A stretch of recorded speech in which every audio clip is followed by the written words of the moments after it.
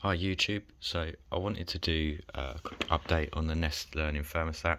I've had this for about a year now, so I thought it was a good time to sort of look at how it's performed through the year, what I like, what I don't sort of thing, and if I think it's worth you getting one.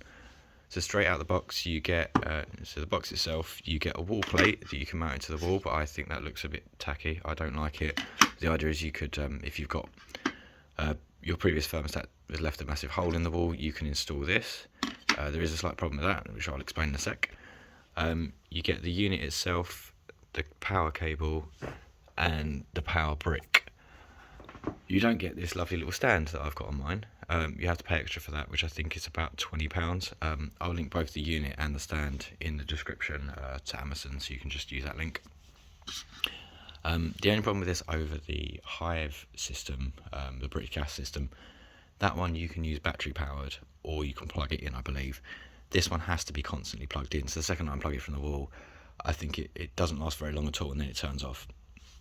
So if you do have it installed in your wall, you'd have to get your plumber to wire it in or run this cable down the wall and into a socket. But for me, I just put it on nightstand in my bedroom and that's it. The reason I got this is my old system is probably what you've got in your house, which is when you go out for the day, you turn your heating down to 0 and you know the heating's turned off and your timer system's not going to come on. What I used to do is I would go on holiday for the week, or I'd stay with my friends for a couple of nights, or my parents, and completely forget to turn my heating off. I'd come back and the house was roasting and I'd just wasted like 15 quid on heating, especially with the price of gas central heating going up in the UK quite a lot. I feel this makes sense. I paid £200 for the unit, I think, and about £100 for my gas central heating engineer to install it for me. I'll show you the install part, and this part setting up's easy. It's the wiring the module into your boiler, which is like a receiver unit. That's the bit that you should get an engineer out to do. And on the Google website, Google do recommend installers that you can use direct through their website, or you can do what I do, which I bought this from Amazon, and then when my service was due for my boiler, I just paid him some extra to install it for me. So I really do think these things pay for themselves. 300 quid if you used to leave your heating on accidentally a few times, it soon tots up. So the unit itself, I got the stainless steel one, which is quite nice. It's quite sturdy. The brushed aluminium looks quite nice. It's quite heavy. It is. I don't know how much this thing weighs, but it is quite heavy. But it's quite simple. You just turn it up and down. So that means it's heating up. That means it's not heating. So my room's already 19.5. You can control it on here, but I wouldn't suggest you do.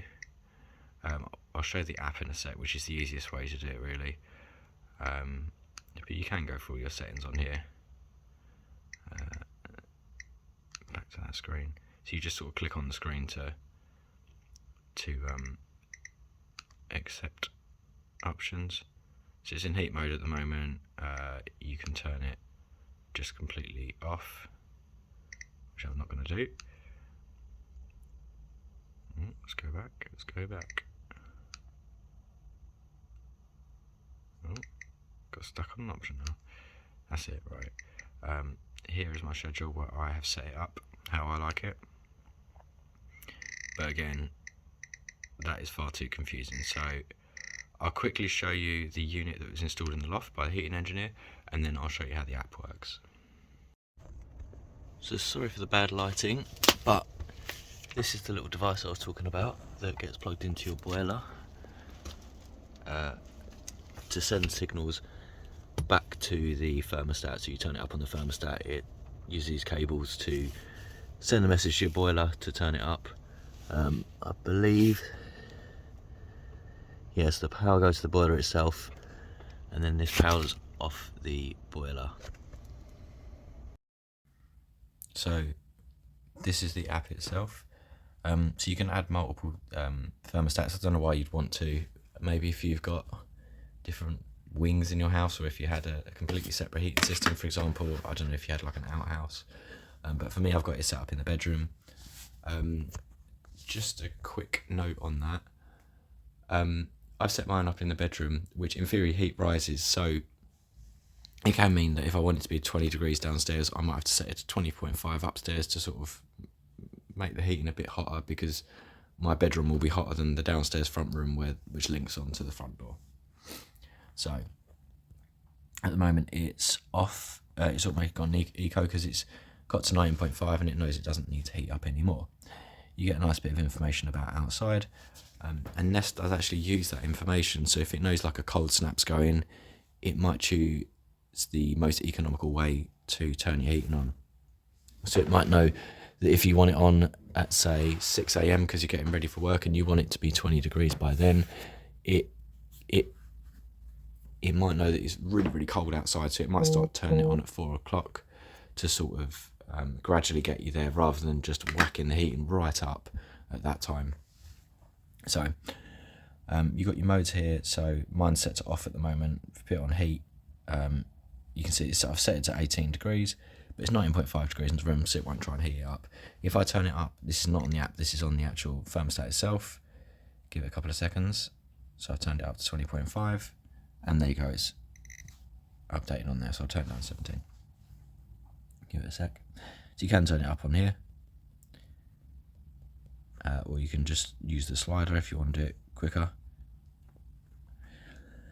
So eco mode. Eco mode is one of the main reasons I got this, and it is really, really clever how it works. So I can turn off my heating from work.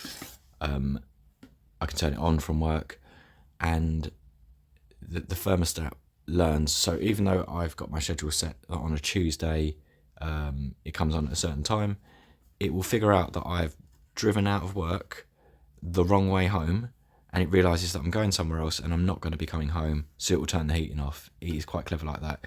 If I go out the door and forget to turn the heating on, it knows that everyone who's got logged into my account has left the house, and the heating will turn off, which is a great money saving tool. It can be a bit annoying if you pop out for like 2 or 3 hours, it will turn the heating off, and then you get home and the heating's dropped a little bit. But if you've ever had that horrible moment where you've gone on holiday for a week, you've come back and your house is absolutely freezing, you do have the option, the second you step off the plane, or beforehand, to turn the heating on. Even though you're away, you can turn eco mode off. Eco mode is one of them things, if it knows you're away, it will turn it on, and that's it, sort of thing. It won't necessarily see that you're driving back home, it will just turn it on, know you're not coming home, and that's it. Then it'll turn the heating off. So we'll have a look at my schedule here. This is pretty easy to set up. So if you click on Monday, for example, I can't muck this up. So at the moment I set it to go at 12.5 degrees just after midnight, sort of thing. And then in the morning I have it go up to 18 degrees when I'm getting ready for work, and then it will turn off. I think it's a little bit annoying is, if I go to edit, the gap has to be an hour, so you can't make it turn on for 10 minutes and then turn off. It has to be at least an hour, so you'll notice there's an hour gap between those two there. Stay at work in the day, so it will stay off.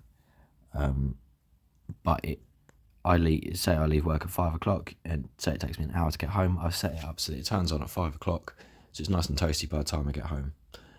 I have noticed sometimes where it's been a bit cold and maybe the house has dropped to say 12 degrees, by the time I get home, because I've set it to turn on at 5, in that hour the house hasn't actually heated up. But you can modify it. The system does learn, but you can overwrite it. So sometimes you'll find that you go and hit your schedule and it's updated it and sort of suggested a better way of doing it. You can go back and just change it. So you can add as many as you like. So you can set it to go up or down. I've set ones to turn off, and you'll think it's odd for this reason. I used to go to bed all the time and forget to turn the heating off, which again was a waste of money and meant that I'd wake up in the middle of the night absolutely boiling. So I've set mine to turn off at 10:30, but then sometimes I might manually override that. If I'm still downstairs watching TV, I might decide I still want the heating on, so I've sort of got a buffer, so it will turn off at 11:45, and it will turn off at 1:45. So what normally happens is I might go to bed at 11 and the heating will turn off a bit later. So that's why it's sort of you'll see it's got a heat setting at 5 o'clock, and then these ones over here are just sort of turn off settings. and then the weekend you might want it a little bit different. You can copy it if you just hold on that, because maybe your weekdays all similar. You can just paste it. You could clear that day if you know that every Tuesday you're away, or you can leave it like that. So yeah, that's quite good. Let me put this on sideways view. The history is really interesting. So here you'll see the system realised that I was staying over a friend's house for the weekend, so it completely turned off the heating and saved me quite a bit of money on Monday. So we'll see here, even though it was set to go on at 8 o'clock, the house didn't actually dip below 18 degrees because it was maybe slightly warmer outside, so it didn't turn on, and then it turned back on at 5 o'clock when I was on my way home. So obviously these hours will depend how cold the day is. So that Saturday I was either at home quite a lot or it was quite cold out. On this Thursday it must have been colder than the Tuesday because it was on for longer. One thing I would say, that the system's quite clever. If you set it to 20 degrees and the heating drops to 19.5, an old thermostat system will just turn the heating back on.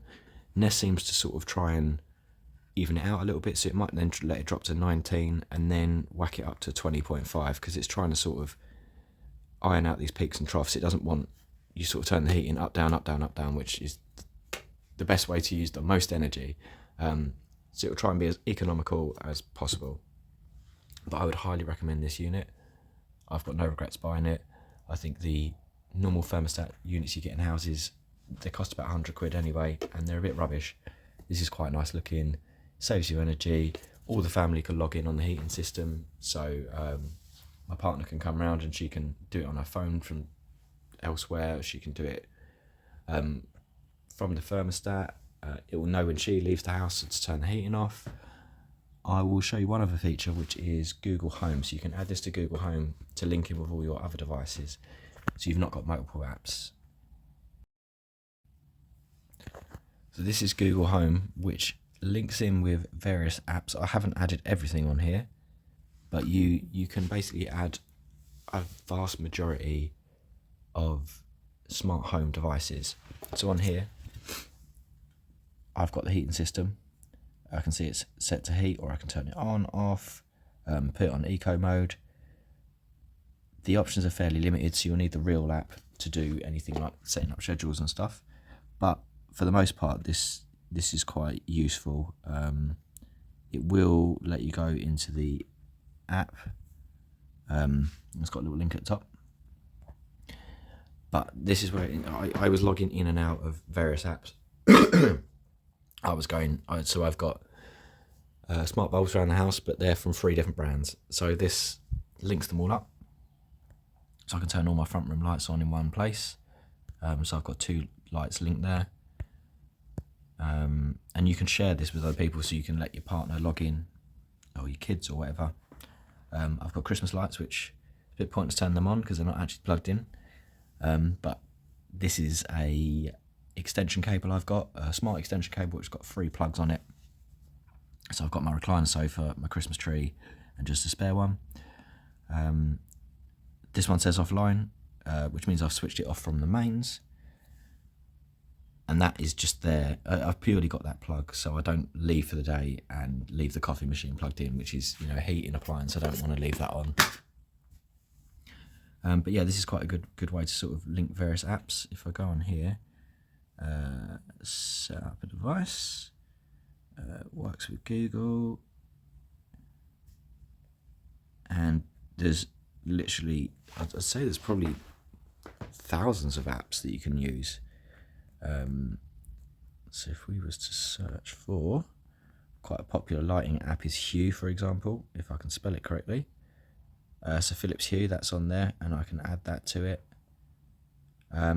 It's very simple. You just log in with your app and link it through. I've had a few problems where I've added my partner to the account and she's only got certain devices on there, so then we've had to download the real apps for those devices. So say Google Home, I've had to install that on her phone, and then she can use the Nest app, so that she can then use it in the Google Home app. So you have to be logged into the various apps for it to all link into this one Google Home app. You don't have to have an Android phone to do this. My partner's got an iPhone and it's all linked up fine, not a problem. So this is just something I'd say to make your life easier. If you're worried about buying you feel like you're tied into a brand of light bulbs, for example, or smart bulbs, don't worry about it. You can put it all in this app, and you're not tied in. If there's a sale on one particular type of smart bulb this week, then buy it. As long as it's compatible with the Google Home app, you can have it. Thanks for watching my video. I've put links in the description for a couple of things. So the Nest device itself, a few different colours of that, and also the holder, the sort of nightstand holder. If you have any questions, just pop them in the comments and I'll be sure to get back to you. Thank you.